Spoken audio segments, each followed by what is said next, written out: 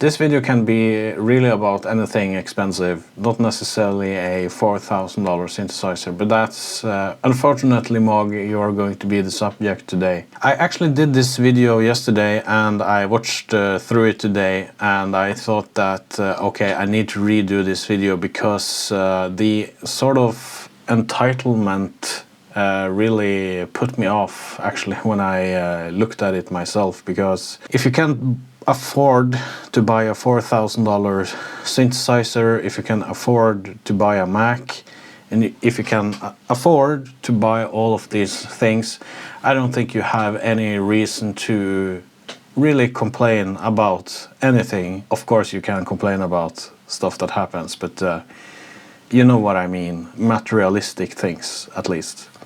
When I do all of these things around me here, I do YouTube, I do music production. You sometimes want, I won't say need, sometimes you want certain things.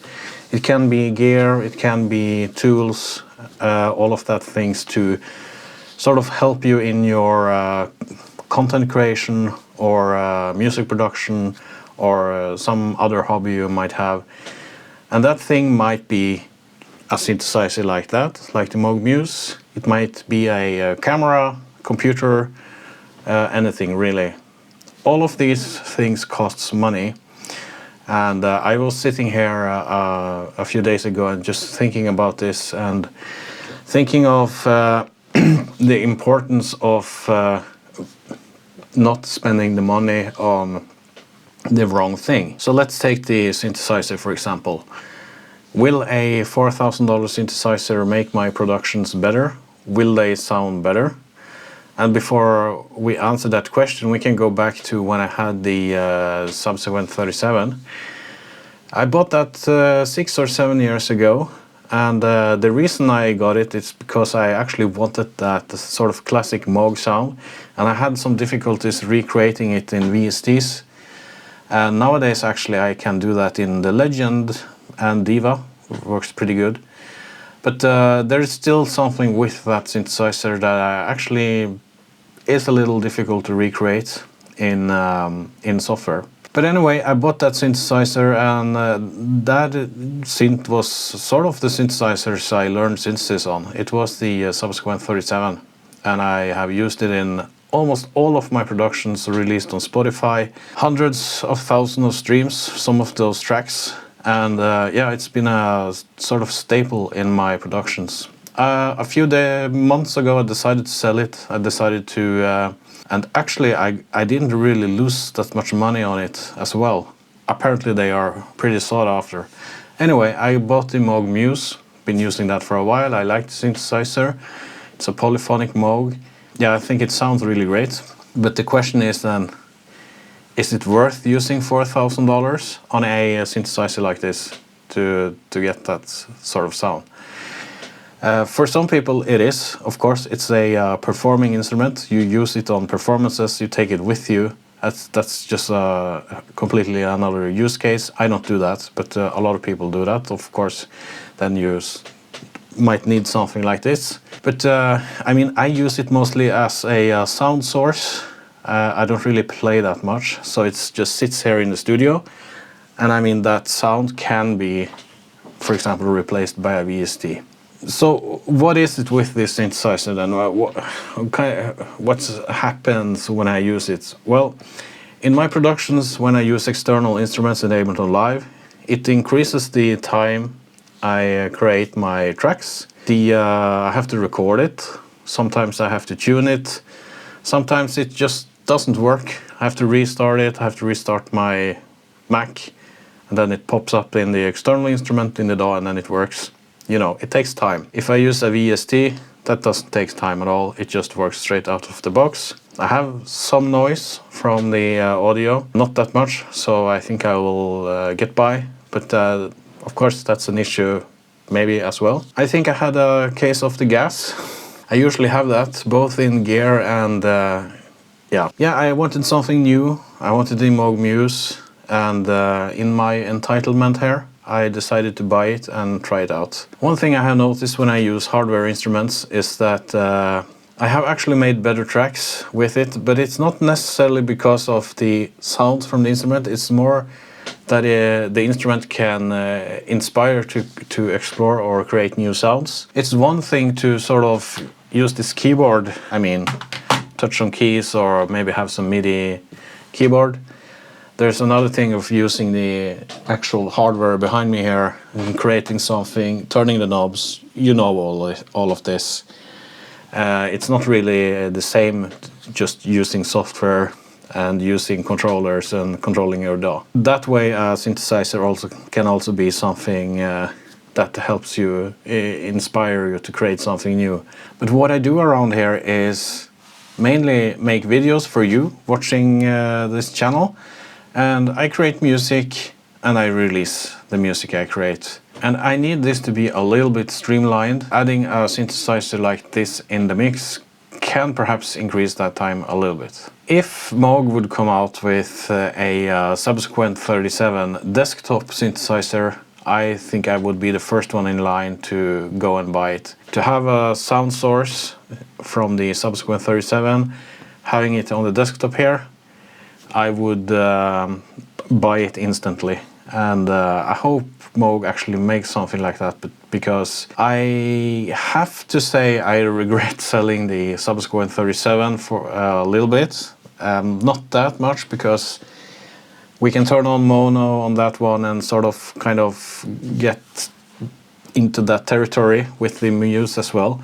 But there's just something there with the overdrive circuit in the subsequent 37 and the sub-oscillator, or all of that, of course. But the sub-oscillator you can just recreate in software, so that's not that a big deal. But anyway, so this $4,000 thing, you might say just go out and buy a Behringer instead, something like that, because those are cheap.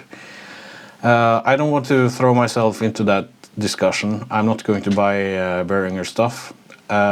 If I'm going to not have a synthesizer, have $4,000, I would instead, let's say, buy the entire VST collection from Yuhi. I mean Diva, Repro, Basil, Hive, and maybe the entire VST collection from Synapse Audio, The Legend, Dune, all of that. Serum, Silent, Vital, and I mean buy sound sets for all of those synthesizers, Omnisphere. All of what I have said now, I think you would still have money left over if you didn't buy that one. So if I think about it and what I do and what I create, I should actually instead use that money to buy more sounds. But then I think I get too many options again, and I would have difficulty to just try to create something new. Because as I said earlier in the video, when I have a synthesizer like this, I believe that inspiration comes much faster compared to having have something software-wise. The reason I'm thinking a little bit about this, and I just want to share it with you. Don't be as quick as if you're new and if you're young, I would advise you to think through this more than what I do. I'm thinking about this as a business, all this as a whole. Then the economic part of this is really important as well. So imagine I have a day job. I work a lot on the day. I'm actually extremely tired now. I'm not fishing for sympathy, it's just a fact. And I've been working day and night, and also now I am doing this YouTube thing and creating music, and it works great. You might get some money from it. I do, not much, but a little bit. It's not something that will cover a synthesizer, nothing like that. Maybe 10% of it, I think. The rest I just use my own savings or stuff like that to pay for this. But now I really want to think a little bit more sensible about this. I want to really try to identify what I really need around here. If I don't really need something, I would much rather just take the money I get from all of the energy I put into all of this and just put it in some index funds and just leave it there. Because I think that you're not getting any younger. and at least I'm talking by myself, for myself. I mean, and it's. I think it's wise to have something stashed away. At some point, you might lose all of your energy, and you just want to zone out for a month or a year or something like that. Yeah, I think it's important to try to get rid of your, what's the English word, liabilities. Pay down your debt, at least high interest debt, credit cards, loans, high interest loans, stuff like that. And fortunately I don't have much of that, but I have, of course, I have a car loan, I have a mortgage, but I don't carry a lot of credit and stuff like that.